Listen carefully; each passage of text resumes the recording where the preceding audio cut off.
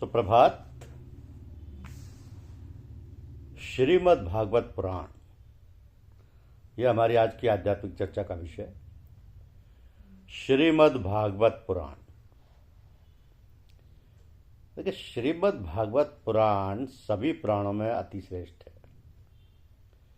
जिसमें तीनों लोकों की जननी साक्षात सनातनी भगवती की महिमा गाई गई है।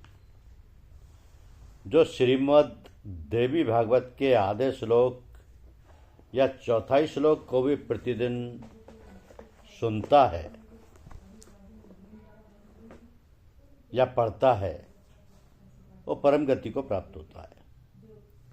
जिस घर में नित्य श्रीमद् भागवत ग्रंथ का पूजन किया जाता है, वह घर तीर्थ स्वरूप हो जाता है तथा उसमें निवास करने वाले लोगों के पापों का नाश हो जाता है। जो व्यक्ति भक्ति भाव से देवी के इस भागवत पुराण का पाठ अथवा श्रवण करता है, वो धर्म, अर्थ, काम और मोक्ष प्राप्त कर लेता है। अमृत के पान से तो केवल एक ही मनुष्य अजर अमर होता है, किंतु भागवत का कथारूप अमृत संपूर्ण कुल को ही अजर अमर बना देता है।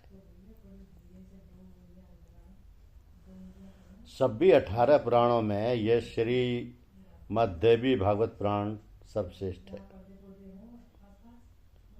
और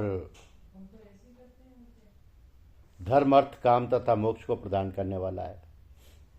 जो लोग सदा भक्ति श्रद्धापूर्वक श्रीमद् भगवत देवी की कथा सुनते हैं, उन्हें सिद्धि प्राप्त होने में रंचमात्र भी विलंब नहीं होता। इसलिए मनुष्यों को इस पुराण का सदा पठन, लोग भक्तिपूर्वक इसका श्रवण करते हैं। सदा पठन श्रवण करना चाहिए। पूरे दिन के आधे समय तक, चौथाई समय तक, मुहूर्त भर अथवा एक क्षण भी जो लोग भक्तिपूर्वक इसका श्रवण करते हैं, उनको कभी भी दुर्गति नहीं होती। समस्त तीर्थ, पुराण और व्रत तभी तक गर्जना करते हैं जब तक मनुष्य श्रीमद् देवी भागवत का सामूहिक रूप से श्रवण नहीं कर लेते। तो मनुष्यों के लिए पाप रूपी अरण्य तभी तक दुखप्रद एवं कंटक में होता है जब तक श्रीमद् देवी भागवत रूपी परशु या कुठार उपलब्ध नहीं हो जाता। मनुष्यों को उपसर्ग या ग्रहण रूपी घोर अंधकार तभी तक कष्ट पहुंचाता है जब तक श्रीमद् देवी भागवत रूपी सूर्य उनके सम्मुख उदित नहीं हो जाता। इस संसार में मनुष्य विशेष श्रद्धा के साथ उच्च विचारों से युक्त होकर संपूर्ण पुराणों के सार स्वरूप समस्त वेदों की तुलना करने वाले तथा नानाविध प्रमाणों से परिपूर्ण इस श्रीमद् देवी भागवत पुराण का पाठ करता है तथा इसका भक्तिपूर्वक श्रवण करता है, वह ऐश्वर्य तथा ज्ञान से संपन्न हो जाता है। कहा यह भी जाता है कि जिस किसी प्रकार से समय तो बीतता ही जा रहा है, बीतता ही रहता है, किंतु मूर्खों का समय व्यर्थ दुर्व्यसनों में बीतता है और विद्वानों का समय शास्त्र चिंतन में जाता है। तो मूर्ख के साथ स्थापित किया गया संपर्क विष से भी अधिक अनिष्टकर होता है।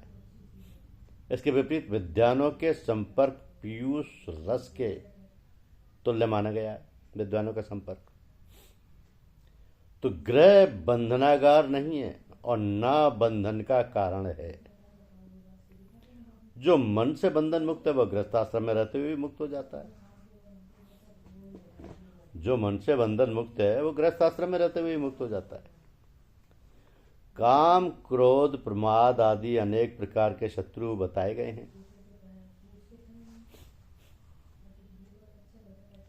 किंतु व्यक्ति का सच्चा बंधु तो एकमात्र संतोष है। तीनों लोकों में दूसरा कोई भी नहीं है। तो सभी तीर्थों में घूमते हुए, वहां बार बार स्नान करके भी यदि मन निर्मल नहीं हुआ तो वो सब व्यर्थ हो जाता है। शत्रुता, मित्रता या उदासीनता के सभी भेदभाव मन में ही रहते हैं। एकत्व भाव होने पर भेदभाव नहीं रहता। यह तो द्वैत भाव से उत्पन्न होता है।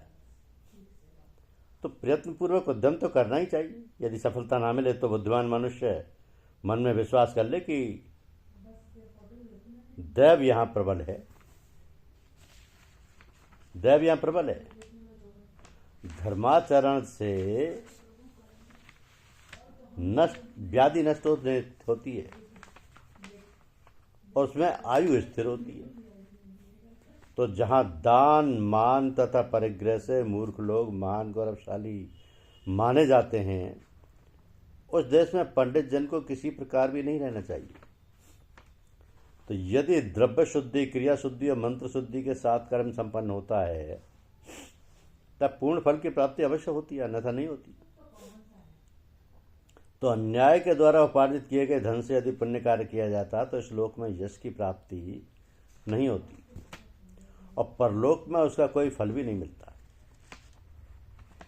तो किसी दुखी प्राणी की रक्षा करने में यज्ञ करने से भी अधिक पुण्य बताया गया है। भयभीत तथा दीन की रक्षा को तो और भी अधिक फलदायक कहा गया है। लोभ तथा मोह से घिरे हुए लोगों का तीर्थ, दान, अध्ययन सब व्यर्थ हो जाता है। उनका किया हुआ वो सारा कर्म न करने के समान हो जाता है।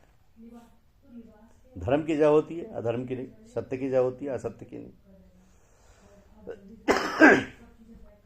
तो अपने द्वारा उपार्जित कर्म फल भोगने में दुख प्राप्त होने के कारण अज्ञानी तथा अल्प बुद्धि वाला प्राणी निमित्त कारण के प्रति शत्रुता करने लगता है। मनुष्य को चाहिए कि दुख की स्थिति में अधिक दुख वालों को तथा सुख की स्थिति में अधिक सुख वालों को देखे। अपने आप को हर्ष और शोक रूपी शत्रुओं के अधीन न करे। जिस प्रकार इंद्र वारुण का फल पक जाने पर भी मीठा नहीं होता, उसी प्रकार दूषित भावनाओं वाला मनुष्य तीर्थ में करोड़ों बार स्नान करके भी पवित्र नहीं हो पाता। कल्याण की कामना करने वाले पुरुष को सर्वप्रथम अपने मन को शुद्ध कर लेना चाहिए। मन के शुद्ध हो जाने पर द्रव्य शुद्धि स्वतः हो जाती है। इसके अतिरिक्त कोई उपाय नहीं है। अपना ही कार्य साधने में तत्पर रहने वाले मित्र का त्याग कर धर्म मार्ग पर चलने वाले मित्र का ही अवलंबन करना चाहिए। दूसरे को कष्ट पहुंचाने का कृत्य कभी नहीं करना चाहिए। दूसरों को कष्ट देने में संलग्न प्राणी कभी सुख नहीं पाता। धन्यवाद। यूट्यूब चैनल को लाइक और सब्सक्राइब अवश्य कीजिए। शुक्रिया।